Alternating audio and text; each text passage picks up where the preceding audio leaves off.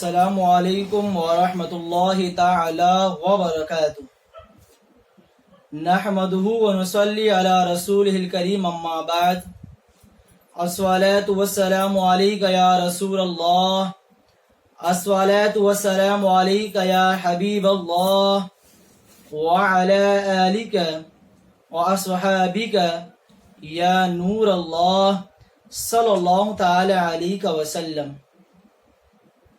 جیسا کہ ہم جانتے ہیں اس وقت ہم ایک ایسے دور سے گزر رہے ہیں جس میں ہماری مسجدیں بند ہیں، ہماری عبادت گاہوں پر تالا لگا ہوا ہے۔ ایسے میں کہیں نہ کہیں ہمارے ذہن میں یہ سوال اٹھتا ہے کہ آخر ہم عید کے دن کیا کریں گے؟ ہم عید کی نماز ادا کرنے کس جگہ جائیں گے؟ ہم پر عید کی نماز ادا کرنا ضروری ہے یا نہیں؟ کیا اللہ رب العزت ہمیں بخش دے گا یا پھر عید کی نماز نہ ادا کرنے کی صورت میں ہماری گرفت ہوگی؟ کہیں نہ کہیں ہمارے دماغ میں یہ سوال اٹھتا ہوا نظر آ رہا ہے۔ اللہ رب العزت قرآن مقدس میں ارشاد فرماتا ہے لا یکلف اللہ نفسا الا وسعها۔ اللہ رب العزت کسی جان پر، کسی آدمی پر، کسی مرد پر بوجھ نہیں ڈالتا مگر اس کی وسعت کے مطابق۔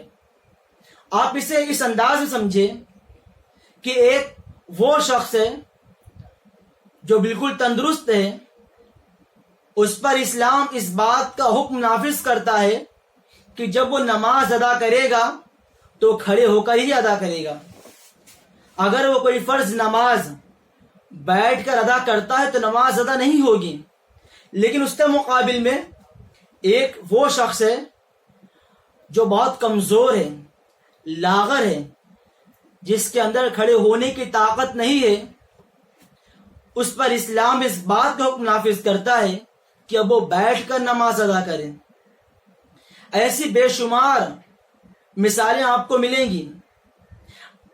اس سے پتہ چلا اسلام سختی کا مذہب نہیں ہے۔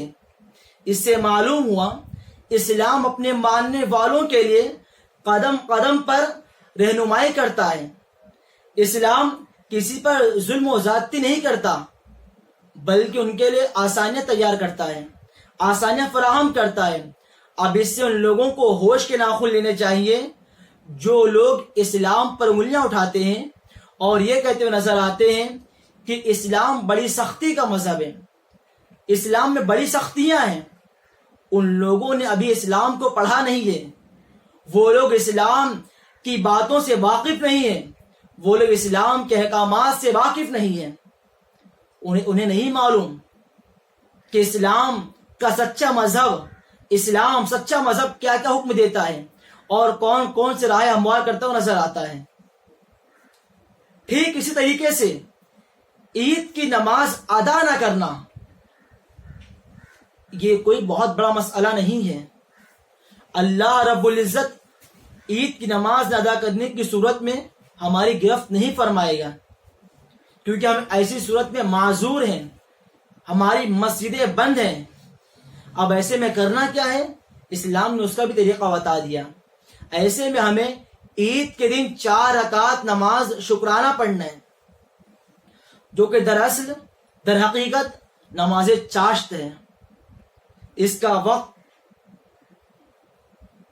صبح صادق کے طلوع ہونے کے بعد جب سورج بالکل طلوع ہو جائے اس وقت شروع ہوتا ہے اور زوال کے وقت ختم ہوتا ہے۔ اس کی بڑی فضیلت ہے۔ ترمذی شریف میں ملتا ہے کہ نبی کونین صلی اللہ تعالی علیہ وسلم نے ارشاد فرمایا کہ کم از کم 2 رکعت نماز چاشت ادا کرنا مستحب ہے، 4 اس سے زیادہ بہتر ہے، اور جو شخص 12 رکعت ادا کر لے تو اللہ رب العزت اس کے لیے جنت میں ایک سونے کا محل تیار فرمائے گا۔ صحیح مسلم و صحیح بخاری میں حضرت ابوذر رضی اللہ تعالیٰ عنہ سے مروی ہے کہ نبی کونین صلی اللہ تعالیٰ علیہ وسلم نے ارشاد فرمایا کہ ہر آدمی پر اس کے بدن کے، اس کے جسم کے جوڑ کا صدقہ ادا کرنا ضروری ہے. اور وہ صدقہ کیا ہے؟ الحمدللہ، سبحان اللہ، اللہ اکبر، لا الہ الا اللہ، اور نیکیوں کا حکم دینا اور برائیوں سے روکنا. لیکن جب کوئی بندہ مومن 2 رکعت نماز چاشت ادا کرتا ہے تو تمام صدقات اس 2 رکعت کی برکت سے ادا ہو جاتے ہیں. یعنی 360 جوڑوں کا صدقہ 2 رکعت نماز سے ادا ہو جاتا ہے. اتنا ہی نہیں، جب کوئی بندہ مومن 4 رکعت نماز ادا کرتا ہے تو اللہ رب العزت اس کا نام عابدوں میں لکھ دیتا ہے. اور جب کوئی اسے 12 رکعت ادا کرتا ہے تو اللہ رب العزت اس کے لیے جنت میں سونے کا محل تیار فرماتا ہے. اب اس کے پڑھنے کا طریقہ کیا ہے؟ جس طریقے سے ہم عام طور پہ وضو بناتے ہیں اور نمازوں کے وضو بناتے ہیں، اسی طریقے سے ہمیں اس کے لیے بھی وضو بنانا ہے اور پھر مصلی پہ کھڑے ہونا ہے.